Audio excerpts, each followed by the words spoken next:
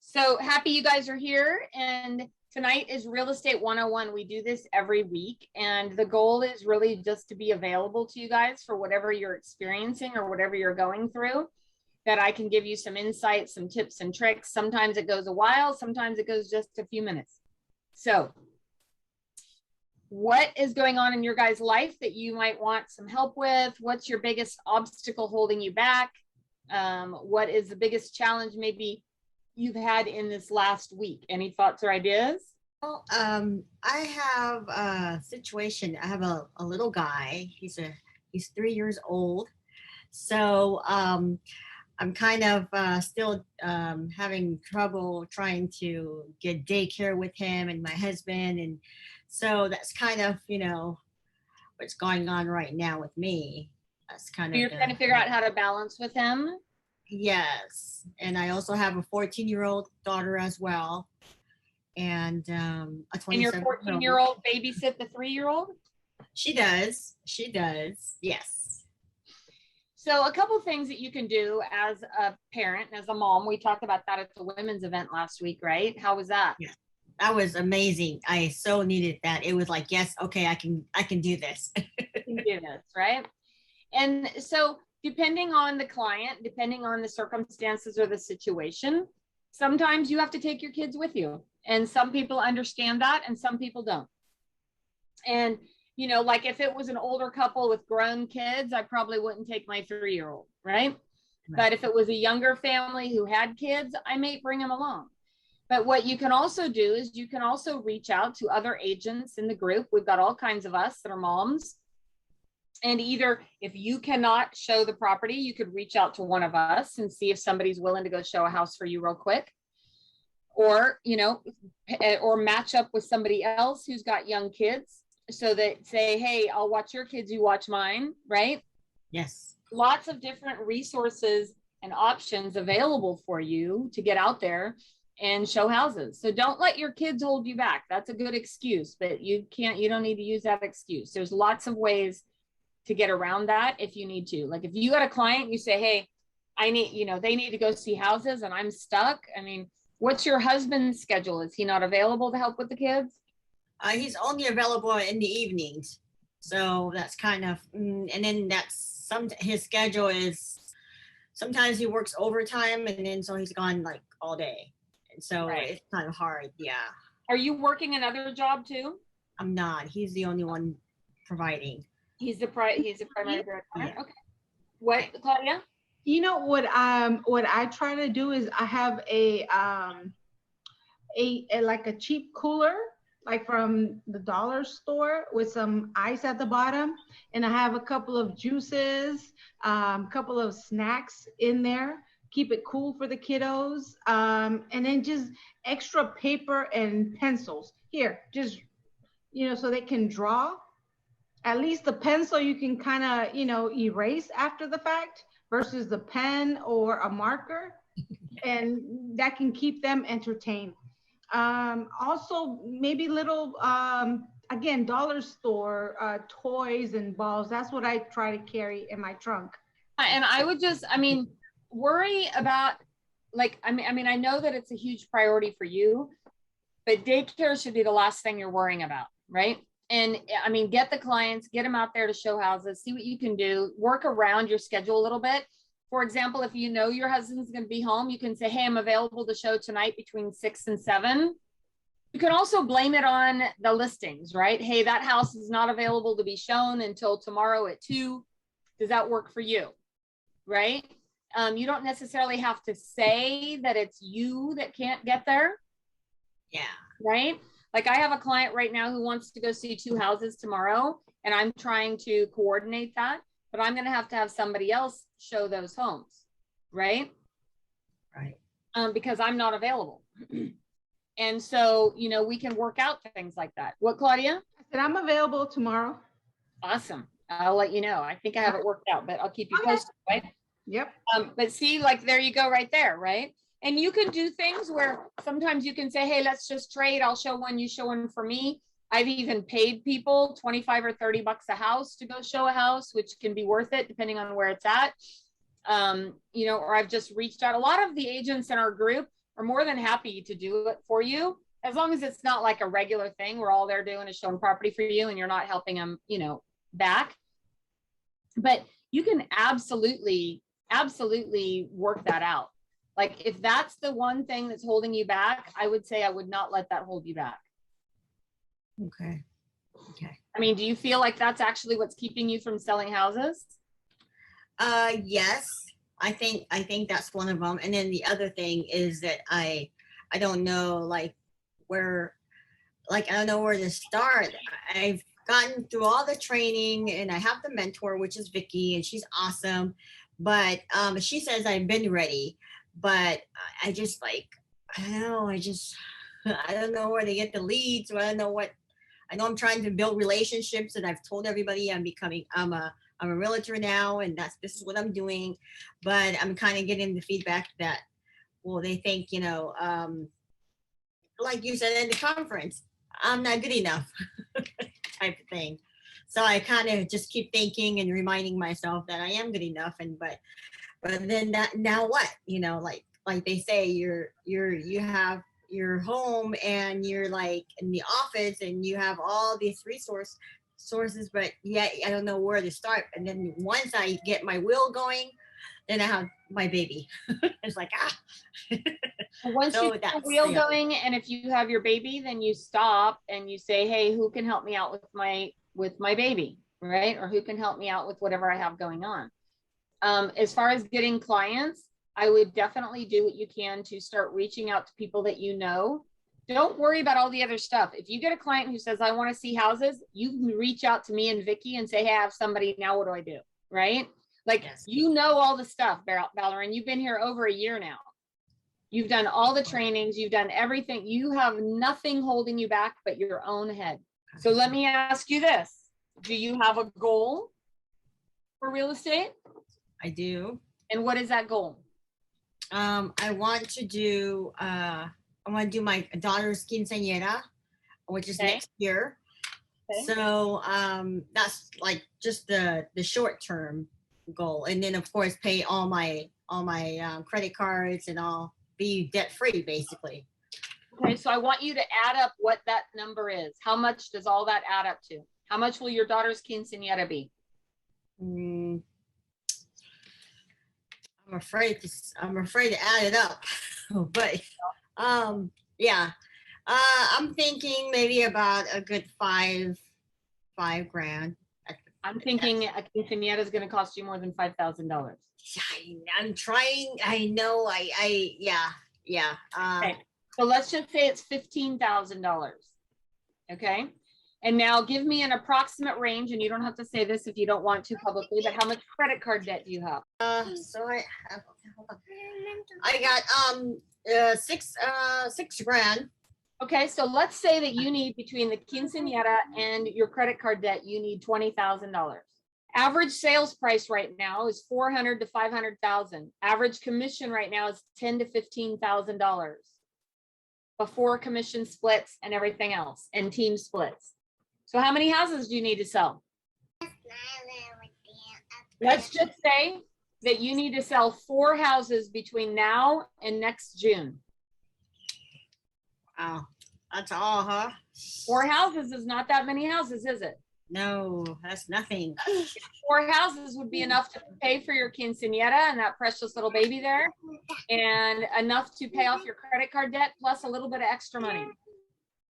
4 houses. Good. Wow. So you'll need to find 4 houses, which means you need to find 12 clients. So I want you to figure out how you can find 12 people who want to buy or sell a home in the next 12 months. Okay. I'm writing this down. Okay. And 12 people. Do you have a database program set up? Yes, I do. What database program are you using? Saphir. Saphir? Yes. Okay, and have you put all of your family, friends, and everybody you know into that database? Not quite yet. Almost. How many do you have in there right now? I got about 5, about 15 of them. Okay. So your goal is to figure out how to add 5 people a day to that database. It could be people that you know off of Facebook. It could be your family. It could be your friends. It could be people that you work with, people your husband works with. Does your husband have any of your business cards that he can pass out? Yes, he does. And he Is does. he willing to do that? Yes. Okay. So ask him if he can pass out 5 business cards a week. 5. Okay. But your goal, yes, Claudia. I'm sorry, I want to butt in. You know what I do is when I go to the gas station, I take a couple of my business cards and just put them on different stations. Very good. Okay. I haven't got a call back, but it's still free advertisement at that point. It's a start, right? Yeah. Also, you could do open houses. Can you find someone to watch your kids on Saturday or Sunday? Yes. Okay.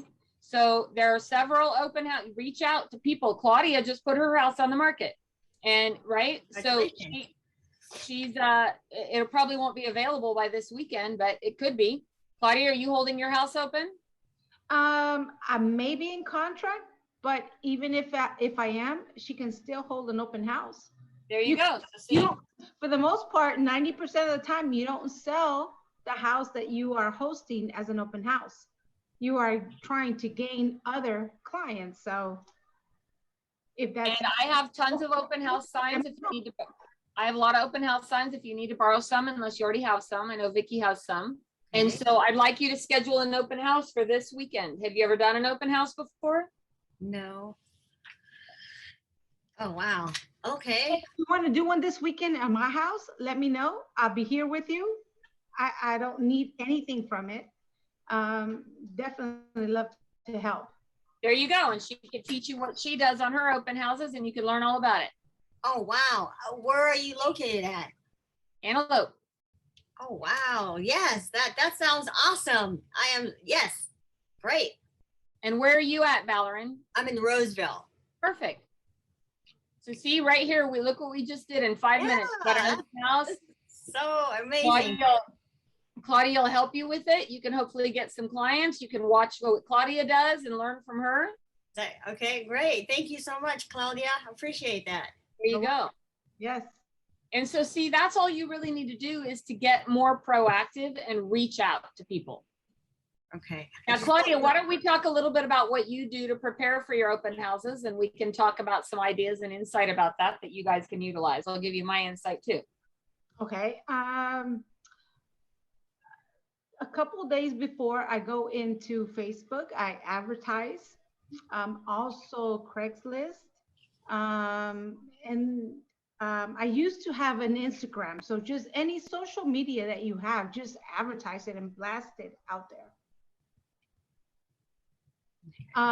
Locally, we have a post-it like a mailing office, and I go there and I drop off my flyers and let them know. Also print about 100 flyers, open house flyers, and deliver them to my neighborhood or the neighborhood around the house that I'm hosting. So another great thing that you can do to prepare for the open house is you can definitely start by doing a search. So what I'd like you to do is to get the address from Claudia before we get off the phone today. And I want you to search all around her neighborhood, what's for sale, what's pending, what's sold, so that you know that market, you know what's going on with it. Then ideally you can print a list of how much is your house listed for, Claudia? $420. So I would pull up a list of all homes in Antelope under 500,000 that are currently active for sale. And I would have that list available with you at the open house. So when somebody says, oh, I want this house or that house, well, we have these ones available, right? This is what is also now available. So you get to really, really know what's going on in that particular market. So like, let's see, I was trying to look on here and see. Okay, so let's see. For example, in Antelope right now, there's a total of 22 homes in all of Antelope for sale. Of all of Antelope, isn't that crazy? That blows me away. Under 500,000, there are 11 homes. So you could actually have all 11 of those printed out. And Claudia's house is number 4 from the bottom of the list out of 11 homes. She's the 4th one in the price range, right? And there are a total of 11 homes for sale. So guess what? Now you have all the information of what is actively available in that area. The more that you get to know that area, then it makes you sound smart, doesn't it? And now you don't feel so stupid, like you don't know what you're talking about. Totally. Yes. Right? Now, yes. Now, so all you have to do is research that little area of antelope in the MLS, and you're going to see exactly what's going on. So when somebody calls you and starts talking to you, or when you go into the open house, now you can say, look, there's only 22 homes in all of antelope available for sale, period. No price range limit. There's 11 under 500,000. Are you open to other areas? And what you might do is print a list of other homes that are in Citrus Heights, Roseville, towns that border antelope, right? Look, North Highlands, might like look Sacramento 95841 and 42. Pull up a list of everything that's available, and that can help you out immensely. Sounds really good. I am speechless. Now it's so fast. It's like, wow, I'm actually doing real estate now. You actually are. And so commit to doing something every day. Your son has nap time, or does he go to daycare at all, or school? No. Okay. So, but there he's got nap time or something. Oh, right? yeah. I have time. I have time. I just don't know. Yeah. I just have like so much I don't know where to start, what to do. So yeah. What I'd like you to do is I would like you to plan an open house every weekend that you possibly can. You can reach out to other EXP agents. You can look for homes in your area. You can look for homes that are listed by EXP agents and just reach out to them and say, do you mind if I hold your house open this weekend? Okay. Many of them would love that. Really? Okay. So I just ask them if I can just host their. And don't get your feelings hurt if they say no. Some will say no. About half will say no. Okay. But don't even worry about it. Move on to another list.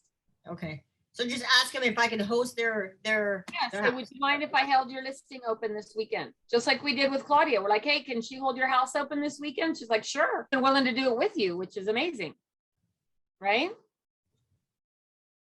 So that's really all you have to do, and start doing open houses. You're going to screw up a lot. I'll warn you, you're going to mess up, screw up. It's okay. There's no life altering things in real estate. Okay. You can do it. The worst that'll happen is you'll do a horrible job at the open house, and guess what? You'll learn from it and you'll do better next time. Okay. Do you have open house signs? No, I don't have anything. Okay, so reach out to Vicki first and see what she has. I have a whole bunch of them. Do you have some, Claudia? You don't have any open house signs? Okay. Well, you guys can come out to my house and borrow some. I have a whole bunch. And, you know, or you can even buy them. I sell them for like $7 a piece, and I have probably 30 of them. Okay. So if you want to keep some permanently, you could buy some. They're not branded to my name. They say EXP open house. Okay. So you can utilize those. You can either buy them or borrow them, you know, and then you'll have open house signs that you can use. I would try to have at least 10, if not more of them. Ideally, you should buy probably 20 open houses and just have them on hand and have them available. Open house signs. And so if you guys reach out to me before the weekend, you guys can come out to my house and grab some signs. Okay, sounds good. And then you can hold the house open, and you can probably you'll probably get busy enough on that house. You'll get enough clients for both of you. Well, Claudia is moving, but. Where are you moving to? North Carolina. Oh, wow. Oh, and I thought I found a friend. You're leaving us. I can give you all of my Spanish speaking leads, so you're good. Oh, great. Okay. You guys both speak Spanish. You speak Spanish, Valerie? Sí. Awesome. So you might also reach out to Eddie Fontes. He's a lender, and he's a bilingual lender. Oh. He speaks Spanish, and let me get you his number. His phone number is 916-712-8509. And just call him tomorrow and say, Marguerite referred me to you. I'm a new real estate agent, and I'm bilingual, and I'm looking for ways to get business. How can you help me? Okay. That's awesome. And I'm looking for ways to build relationships with a Spanish-speaking lender. Yes. Because here's the wonderful thing about the Hispanic community You do a great job for one or two and they refer their whole family. And, you know, they all got big families. Yes, Next thing you know, you're helping their sister and their brother and their aunt and their uncle and their third cousins and their nieces and everybody. it's true. Reach out within your own community and see what you can do to help them. And then Eddie is fantastic. He's, again, Spanish speaking lender, and he's got all kinds of great programs. You know, he's very creative when it comes to financing to help people get financed. If they've got credit issues, he'll help them with their credit. If they have qualifying issues, he'll help them get qualified. Sounds fantastic. Yeah, that's So awesome. call him Yes. tomorrow and say, Marguerite told me to call you. I sure will. And Yes. he'll take your call in a red hot minute. He'll return your call if he doesn't take the call immediately. Okay. Oh my gosh, I am so excited. Yes, this is awesome. That's really good news. I was like, where do I start? Like a lender, Spanish speaking lender. Yeah. Fantastic. Yes. And so, you know, reach out to him and get connected with him, and then he'll help you. Yep. I will go ahead and do that tomorrow. Yeah, and I'll go ahead and do exactly what you just told me to do. All right. Okay. So you said You I got should your have. homework. Yes, you said I should reach out to the agents and ask them. What I'd like you to do is first and foremost tomorrow, call Eddie Okay. and talk to him and get some ideas from him. And then you can start to work on getting an open house scheduled. All right, Claudia, anything you need help with tonight or want to chat about? No, I think I'm okay. Personally, you and I need to speak. I may have clients that I need to refer to you, but Okay. Yeah. Give me a call. I should be available most of tomorrow. okay. Yeah. Awesome. All right, you guys. Well, I'm going to wrap it up then. Okay, thank you so much. It was such a great honor. I'm so excited. And thank you. All Hey, right. please contact me, okay, if you want to do an open house. So Do you yeah, guys have each other's phone numbers? what's your phone number? Yeah, that's what I was gonna ask you. Because okay, what is it, Claudia? 916-490-2690. 490. I'm sorry. 2690. 2690. Okay, and my number is 916. Okay. Okay, 916-410-8944. 8944. Okay. Okay, sounds good Awesome. then. Okay, I'll talk to you later on, or I'll text you, and we can text, and then you can tell me, we can arrange something. Something out. Yes. Yeah. No worries. See what I can do to help you sell your house. All right. Have a good Okay. night. Thank you. Bye, Ms. Margaret. All right, take care.